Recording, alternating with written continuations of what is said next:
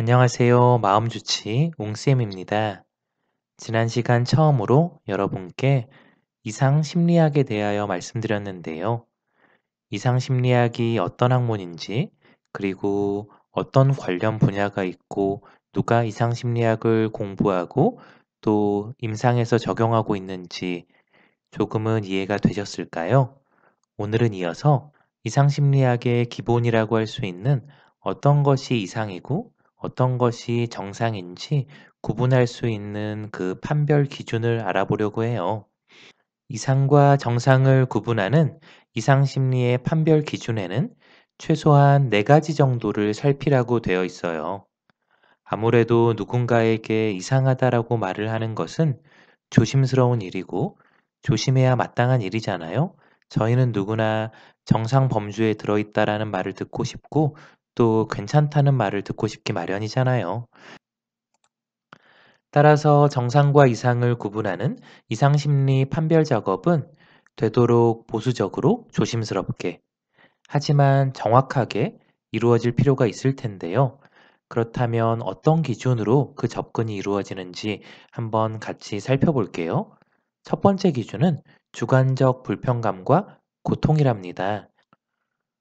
지난 시간 말씀드렸던 것처럼 이상 심리학의 궁극적인 목적은 한 개인이 왜 불행에 빠졌으며 어떻게 하면 불행에서 벗어날 수 있는지 고민하고 돕는 학문이기 때문에 주관적으로 불편해하고 고통 가운데 있다는 사실보다 더 중요한 기준은 없겠죠. 따라서 첫 번째 판별 기준은 주관적 불편감과 고통이 되겠습니다.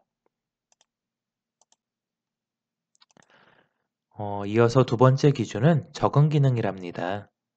적응을 잘하고 있나? 그렇지 못하나를 판단하는 거죠.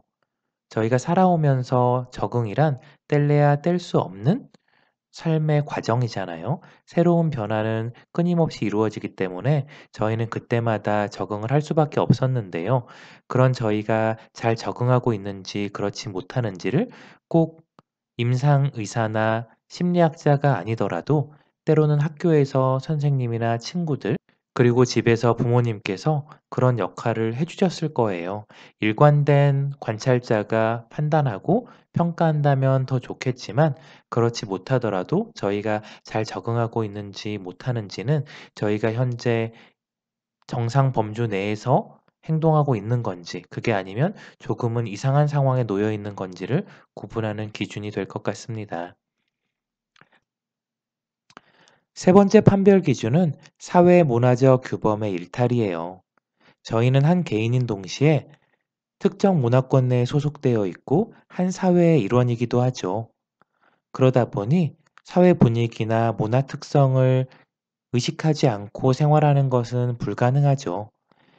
이 문화권과 이 사회에서는 얼마든지 용인되고 아무렇지 않은 일들이 타 사회나 문화권에서는 문제가 될 수 있기 때문에 규범으로부터의 일탈은 또 하나의 판별 기준이 되는 거죠. 이제 마지막 판별 기준입니다. 마지막 판별 기준은 통계적 일탈인데요. 조금 어려우신가요? 네, 쉬운 예로 지능 검사가 있겠네요. 여러분들 다 지능 검사 한 번씩은 해보셨을 텐데요. 우리의 지능 검사 값이 얼마인지를 알려주고 그 값이 평균으로 따졌을 때 어느 정도인지를 수치화하여 보여주잖아요. 그런 식으로 저희의 우울 지수나 불안 지수, 그리고 스트레스 지수 등을 자가보고식 검사를 통해서 결과값을 도출했을 때 그 값이 정상 범주 내에 있는지 아니면은 특정 오차 범위를 벗어나서 이상 수준에 있는지를 구분한다는 거죠. 위 세 판별 기준이 비교적 주관적이고 상대적이었다면 통계적 일탈은 객관적인 결과값이라고 할 수 있겠죠.